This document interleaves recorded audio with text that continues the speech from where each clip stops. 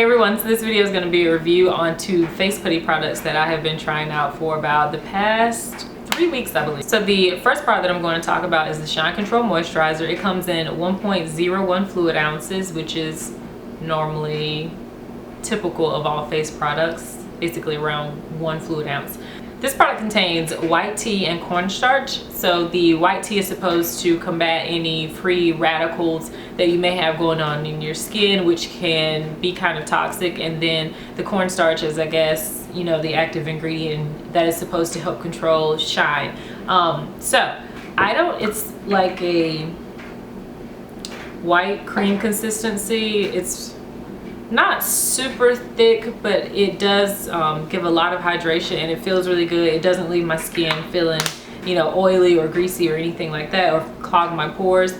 And the only thing I have with Shine Control Moisturizer is that I don't know how long they are supposed to last. Like, are they supposed to be, you know, good for 8 hours? Because with this one, I got typically around 4, maybe 4.5, 5 hours on a good day before I would need to blot. And then once I blotted and used, you know, a face powder again, powder or another mattifier, like a mattifying powder, I was good to go for the rest of the day. So if that's how they kind of all act, then I would say that this is a pretty good Shine Control Moisturizer. If it's, you know, supposed to last all day, then it definitely did not do that. If you have, you know, skin that doesn't get, I feel like my skin gets pretty oily all year round, mainly in the T-zone. So if you have skin that doesn't get too oily, but you just want, you know, matte skin for that day, then I would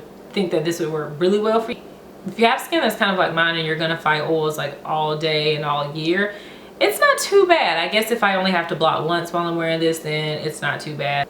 So those are my initial thoughts on the Shine Control Moisturizer. So moving on to the foundation primer, this one is also 1.01 fluid ounces.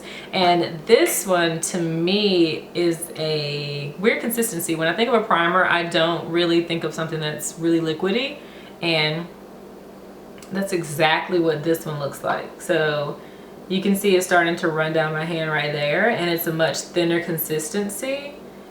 This is what I thought the Shine Control Moisturizer would feel like, and I thought the moisturizer would feel like the primer. But nonetheless, I do like the way it feels. It doesn't have a silicone base to it, so if you don't like that, then you would like this primer. And it feels really good going onto my skin. It has like a cooling property to it, I feel.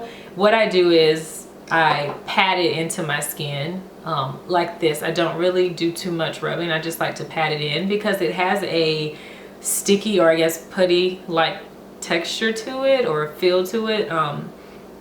So I feel like if I just pat it in, then it can feel like lines and pores and all of that. So I like this as a foundation primer. I feel that my foundation goes on really smooth. It doesn't look streaky or cakey, and it, you know, helps it last all day. Kind of how I judge foundation primers is if I, like, at the end of the day, if my blush is still there. So I put my makeup on around like 10 o'clock and it's about 3:45 right now, and it, you know, still looks kind of vibrant. I kind of have a heavy hand when it comes to blush, so yeah, that's why it looks like I wear a lot. But anyway, you can definitely still see it. I haven't had it, you know, moving off of my skin or anything. I mean, obviously it's not hot anymore, so I can't really tell you how it would do in warmer temperatures. But for the most part, actually last week it was like 80s and it wasn't running off of my face. Like, my makeup stayed just like this. So I really like the foundation primer. If you were going to try one of these, I would definitely try the foundation primer over the Shine Control Moisturizer.